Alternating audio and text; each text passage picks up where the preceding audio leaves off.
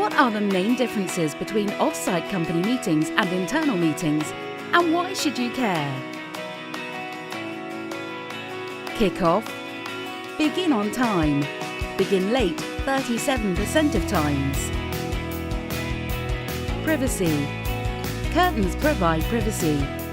Usually little to no privacy. Focus. Chic design makes focus natural. Small room makes people drift and dream. People. Only relevant people are attending. Not everyone in the meeting should be there. Distractions. Typically, everyone is focused on the meeting. Interruptions, social media browsing, email checking, etc. are common. Creativity. Very often, creativity comes from a change of venue. Same environment equals same line of thought. Ending. Meeting ends on time.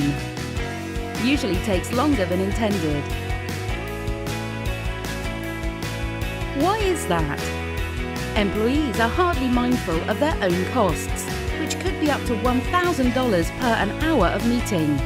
However, when they know that their employer is paying $88 per hour of an external meeting room, the whole meeting dynamic changes. So, our tip for those of you who are looking to boost productivity and creativity? Use an external meeting room.